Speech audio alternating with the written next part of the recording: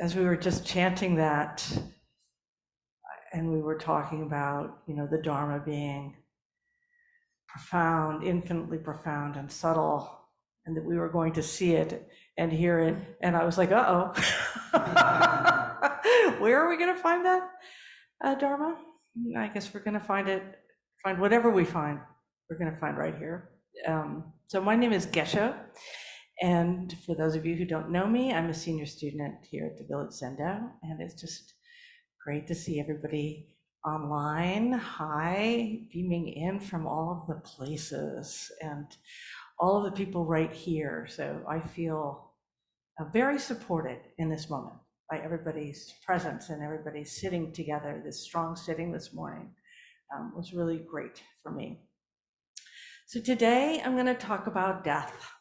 In particular about the tradition in Japan of writing death poems in anticipation of your death.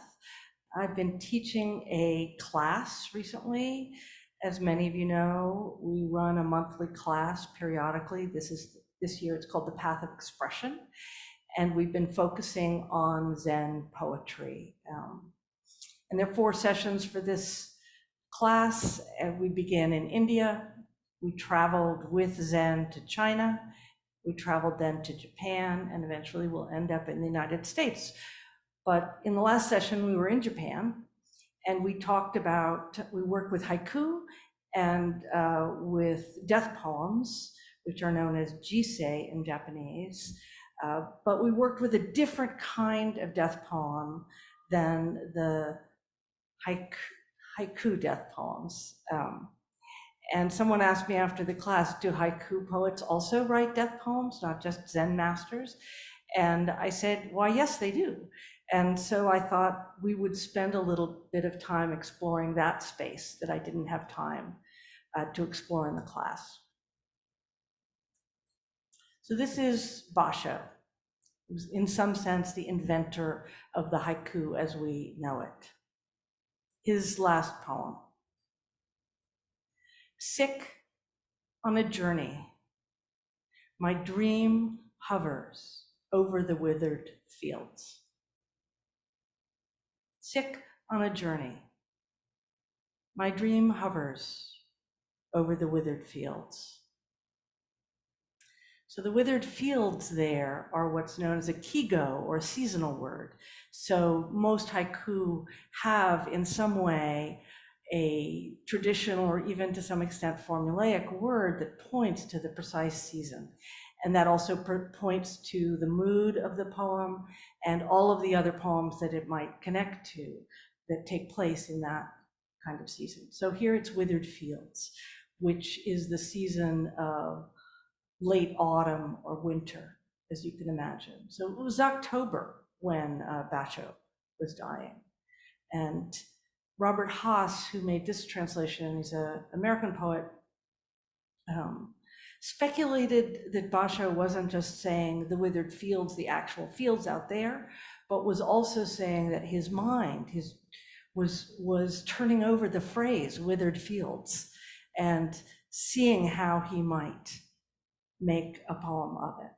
So it's a poem of the poet and a poem also of the moment. So about 90 years later, another great haiku poet, Bashō and Buson, wrote this. He said this to his caretaker when he was on his deathbed. Even being sick like this, my fondness for the way is beyond reason. The way he means there is the way of poetry, way of haiku, but also our way, the Zen way, the way.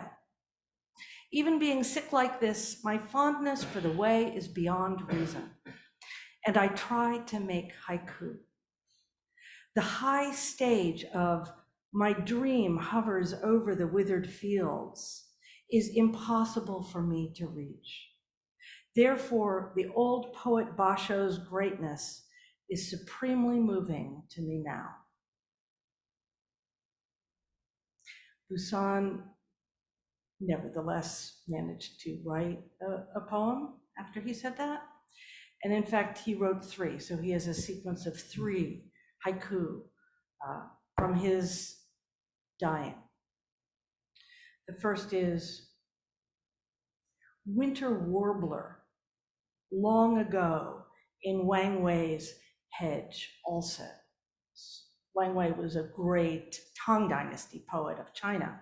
So he's looking back into history there as well. And the cycle of repetition that is part of what makes up our life. Winter warbler, long ago in Wang Wei's hedge also. Then he follows it with, warbler, what sounds do you make in the frost-covered bush?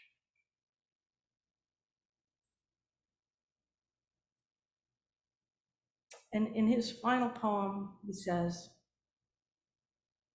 in the white plum blossoms, night to next day, just turn it, just that moment. So I want to just read to you a little bit from this book called Japanese Death Poems. So if you're curious about this practice and this form of relating to death, I definitely recommend this book. It can be found online as well as in physical form. And I'm just going to read you a few so you can get a sense of the flavor of this style of poetry and this body of work and this relationship to our lives and our deaths. So I'll say the name of the poet and then I'll just read the poem. Ase, flowers of the grass, scarcely shown and withered, name and all. Chogo, I long for people, then again, I loathe them. End of autumn. So humor is also permitted. Choha, a raging sea, thrown from the deck, a block of ice. You can just see that ice melting into the water of the sea. Ginka. Oops.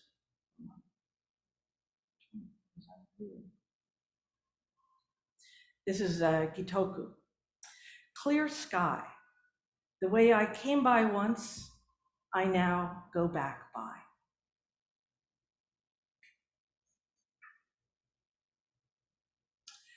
This is Hokusai, the great painter and the creator of ukiyo-e,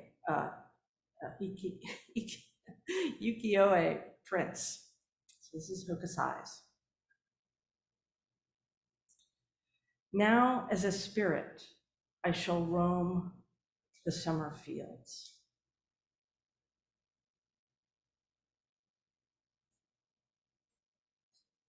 This is Issa, who was also one of the truly most important of the haiku poets. He had 2. The first is, what matter if I live on?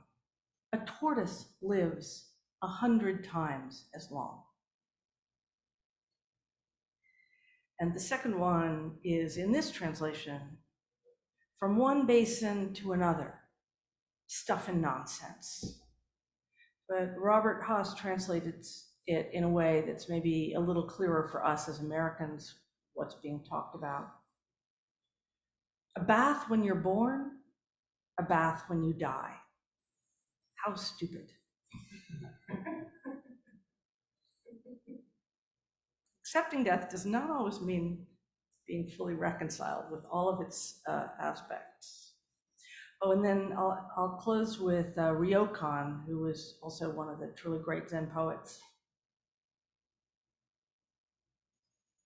Now it reveals its hidden side, and now the other. Thus it falls, an autumn leaf. So you can see that leaf turning over as it's falling from the tree. Now it reveals its hidden side, and now the other. Thus it falls, an autumn leaf.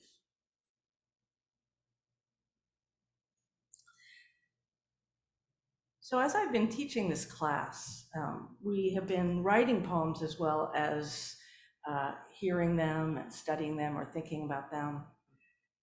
And I've come to feel that the practice of writing poems is a really central part of the Zen tradition.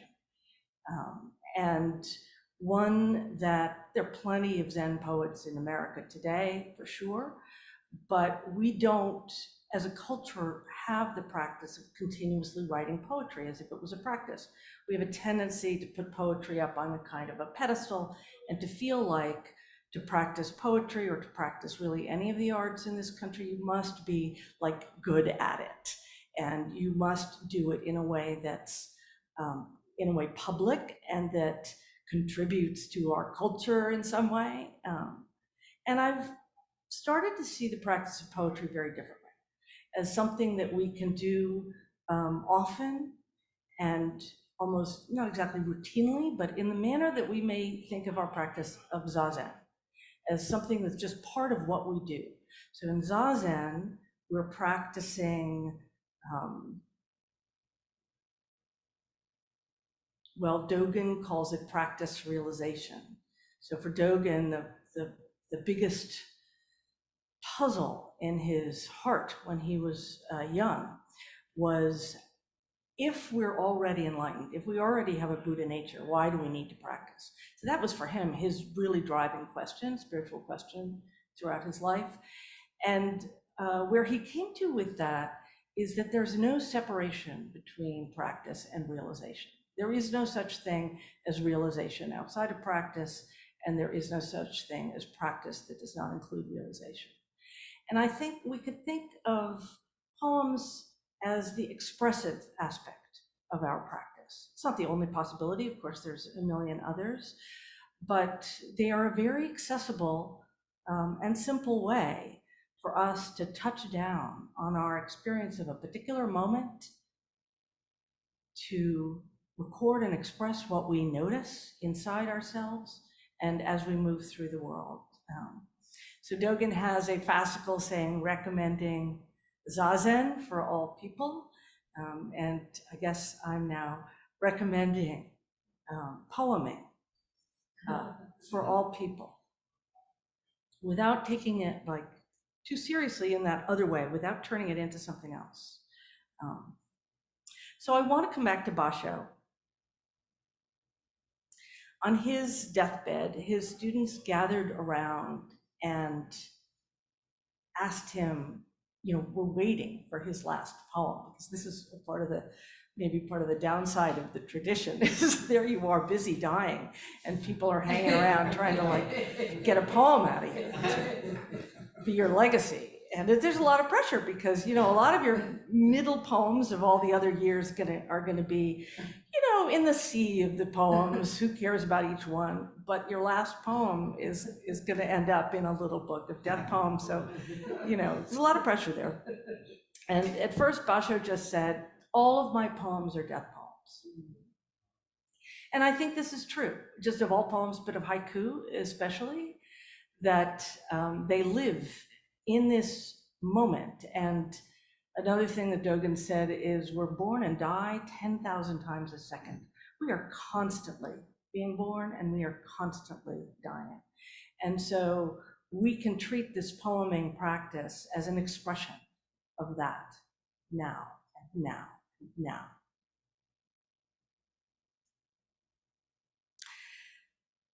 Bashō wrote a little treatise on how to write poetry, and it's a short essay, and I can find it in a book called The Essential Haiku that was compiled by Robert Haas, but I'm sure it exists elsewhere.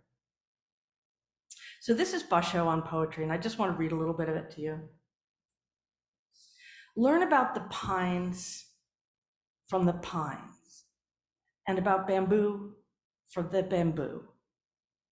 And just as we're hearing Bashō talk, hold both this as an instruction for poetry in your mind, but also maybe an instruction for your practice of Zen. Don't follow in the footsteps of the old poets. Seek what they sought. So don't look only to the old Zen masters and the vast literature of everything that we keep from them. Seek directly from yourself. The basis of art is change in the universe. What still has changeless form.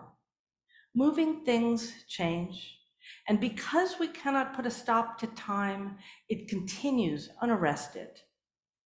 To stop a thing would be to cut in half a sight or sound in our heart.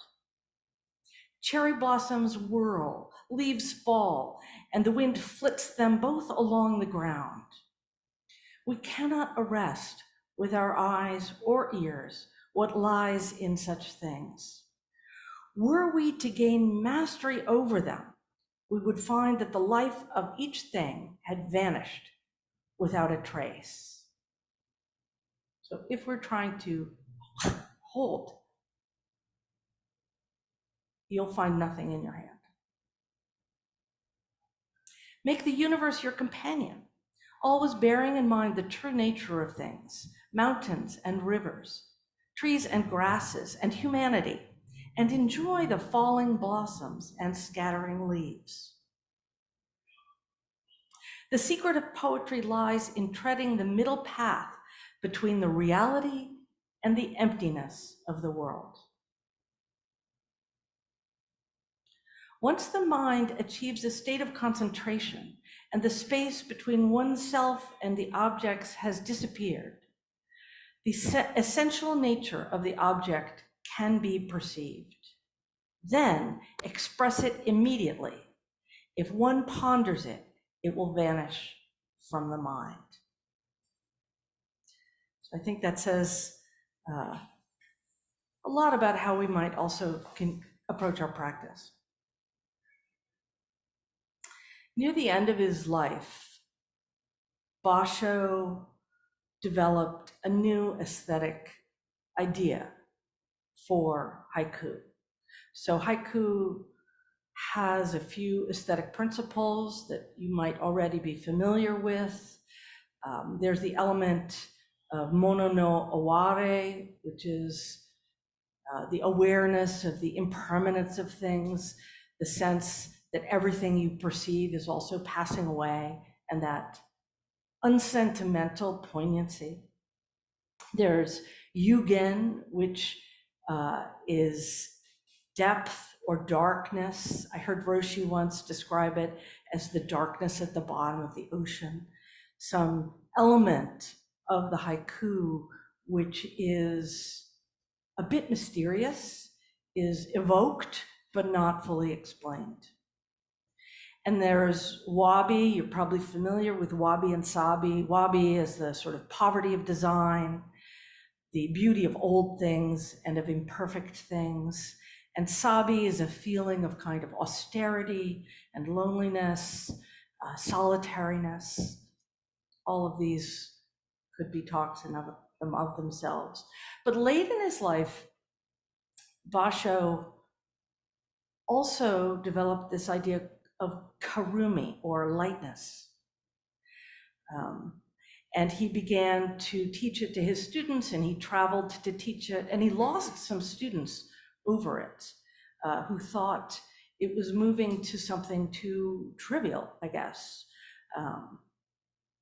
He described it as like the impression of looking at a sandy bed of a shallow river. So water you can see right through, something clear.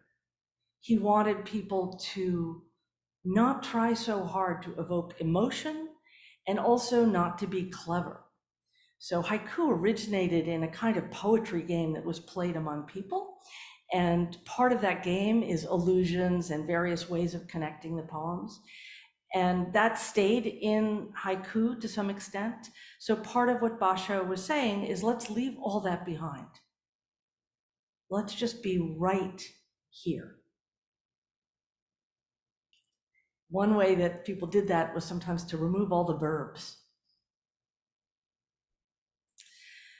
So there's a few of Bashō's late haiku that have some of this feeling that I'll read to you now. This is all in the last really couple of years of his life. This autumn, why do I grow old? A bird entering clouds.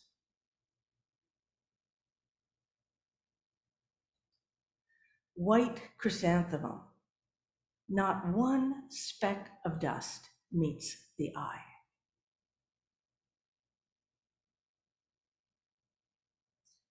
Clear moon, a boy afraid of foxes walked home by his lover.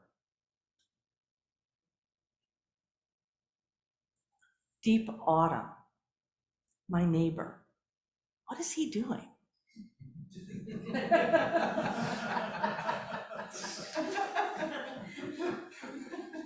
We're all like that, right? And then, this is in Jane Hirschfield's translation, on a journey, ill, dreams scouring on through exhausted fields. So that's the same poem we heard earlier. Sick on a journey, my dream hovers over the withered fields.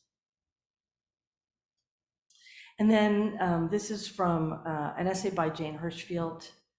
She writes, having written it, he immediately composed another poem describing the wanderings of his dreaming mind. And he called in Shiko, one of his students, asking which he preferred. Shiko failed to catch the first line and, too embarrassed to ask, simply said he thought the earlier one was unsurpassable. Bashō answered, I know I shouldn't be writing haiku now, so close to my death, but poetry is all I've thought of for over 50 years. When I sleep, I dream about hurrying down a road under morning clouds or evening mist. When I awaken, I am captivated by the mountain stream's interesting sounds or the calls of wild birds. Buddha called such attachment wrong, and of this I am guilty, but I cannot forget the haiku that have filled my life. Is it attachment or is it just awareness?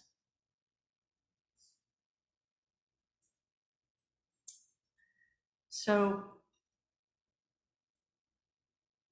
normally I would close with a poem, but we've had many poems. And so instead I want to read you Bashō's description of the tree for which he was named, the Bashō tree. It's basically a kind of banana tree. So, you know, they have those really big arching leaves. And so he took his name for this tree. This is part of that writing on poetry. So as you hear him speak about the tree, you can think about the way he's also speaking about poetry. And we could also think about it as a way of speaking about our practice and our lives. The leaves of the Bashō tree are large enough to cover a lute. When they flutter in the wind, they remind me of the injured tail of a phoenix, and when they are torn, they remind me of a dragon's ears. The tree does bear flowers, but unlike other flowers, there is nothing gay about them.